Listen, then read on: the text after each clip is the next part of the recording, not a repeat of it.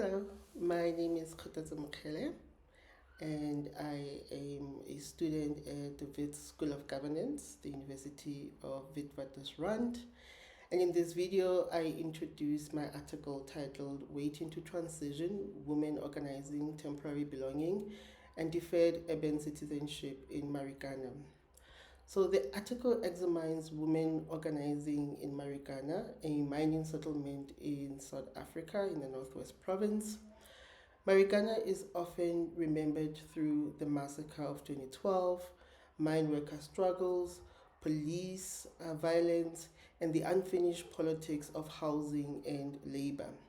While these histories are very important, in this article I shift attention to everyday work of women who continue to organize life in the aftermath of the crisis. Now, the article focuses on an organization called Sinetemba, a small women-led organization formed in 2018 after the collapse of what we knew as Sikhala Sonke Women's Organization. Now, Sinetemba is not simply a support group or a non-profit organization or a continuation of earlier protest politics. I argue that it functions as what I call an infrastructure for waiting. By this, I mean that Sinetemba helps women to live through prolonged uncertainty. It holds women together through prayer, through crafts, food, visit, and emotional care, informal conversation, and plans for farming and income generation. Now, these practices do not solve unemployment, insecure housing, or uneven distribution of services, but they make waiting shared rather than carried alone. The concept I developed in this paper is waiting to transition. The concept names a layered form of waiting where women are not waiting for a single event. They are waiting for work, for safer homes, children's futures, education, marriage, organizational growth, land, funding, and so on and so forth, with the possibility of leaving Marikana for some. Transition is imagined here, but not guaranteed. Importantly, I do not treat waiting as passive in this article. The women of Sinetemba are not simply standing or sitting still. They are caring, they are planning, they are praying, they are organizing and sustaining their relationship. But also I try to avoid to romanticize waiting. Waiting can build solidarity, but it can also produce fatigue, envy, withdrawal, disappointment, and organizational fractures. So the article draws on the ethnographic work that I conducted in Marikana, observation, interviews, informal conversations.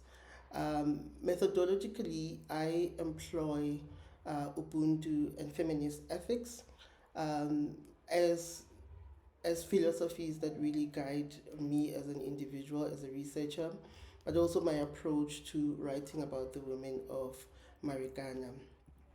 One of the key arguments this article is making is women organizing in Marikana cannot only be understood only as care work or support work or resistance, even though it contains all three. These categories are important, but they are too narrow. What women are doing is also temporal labor. They are organizing life while the ordinary promises of urban citizenship remain delayed. This is where the article develops the idea of deferred urban citizenship, where citizenship is not only legal status, it is lived through housing, water, electricity, schools, clinics, language, and recognition. In Marikana, many of these conditions remain uneven or insecure. Women therefore carry the burden of making life possible, while full citizenship remain unfinished. Sinetemba becomes significant because it creates what I call temporary belonging. This is a form of belonging that is meaningful and real, but not guaranteed by permanence. Women belong through repeated acts. Um, Yet, many women also imagine future elsewhere.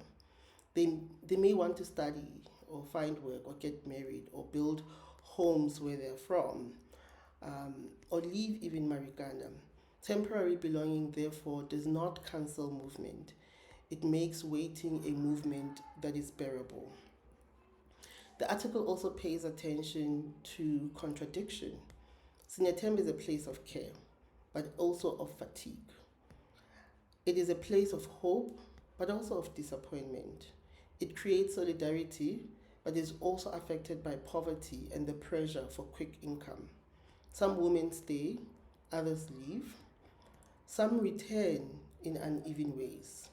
I argue that these fractures should not be read simply as organizational weaknesses. They reveal how weighting is differently distributed among women. The broader contribution of the article is to show that women's everyday organization is central to understanding urban life in Marikana.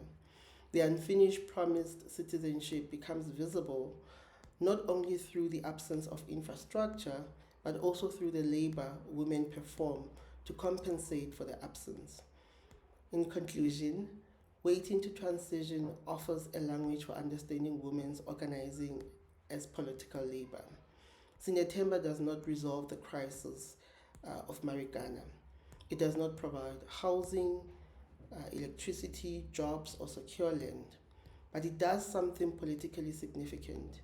It keeps women socially present, connected, and able to imagine futures under conditions where these futures remain deferred. Thank you.